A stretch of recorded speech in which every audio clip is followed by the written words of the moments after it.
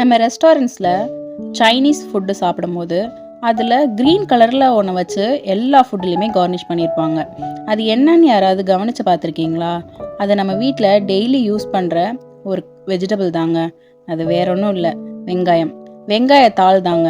Chinese ஃபுட்டில் எல்லாத்துலேயுமே கார்னிஷிங்க்கு அது யூஸ் பண்ணியிருப்பாங்க. இங்கிலீஷில் ஸ்ப்ரிங் ஆனியன்னு சொல்லுவாங்க. அது சைனீஸ் ஃபுட்டில் மட்டும்தான் யூஸ் பண்ணணும்னு அவசியம் இல்லை. நம்ம வீட்டில் வைக்கிற chicken, mutton, vegetable soups, noodles எல்லாத்துலேயுமே யூஸ் பண்ணலாம். நூடுல்ஸ்லலாம் நீங்கள் வெஜிடபிள்ஸோடு சேர்த்து இந்த ஸ்ப்ரிங் ஆனியன் போட்டால் நல்ல கலர்ஃபுல்லாக இருக்கும். கிட்ஸ் நல்லா விரும்பி சாப்பிடுவாங்க. இதை சாப்பிட்றதுனால என்ன யூஸ்ன்னு நீங்கள் யோசிக்கலாம். டைஜஷனுக்கு நல்ல இம்ப்ரூவ்மெண்ட் இருக்கும், இம்யூனிட்டியை இன்க்ரீஸ் பண்ணும், பிளட் சுகர் லெவலை நல்லா கண்ட்ரோலில் வச்சுக்கும். ஸோ நிறைய பெனிஃபிட்ஸ் இருக்குது. சரி, இதை நம்ம வெளியில் வாங்கலான்னு பார்த்தா ஒரு சின்ன கட்டையை வச்சுட்டு 30 ரூபா 40 ரூபா சொல்கிறாங்க.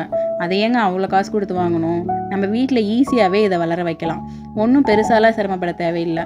வாங்குகிற வெங்காயத்தில் ஒரு 10 வெங்காயத்தை எடுத்து சைடில் வீட்டில் இருக்க கேப்பில் சின்ன சின்னதாக அங்கங்கே ஒரு வெங்காயமாக நீங்கள் சொறி வச்சாலே போதும், ஈஸியாக வந்துடும்.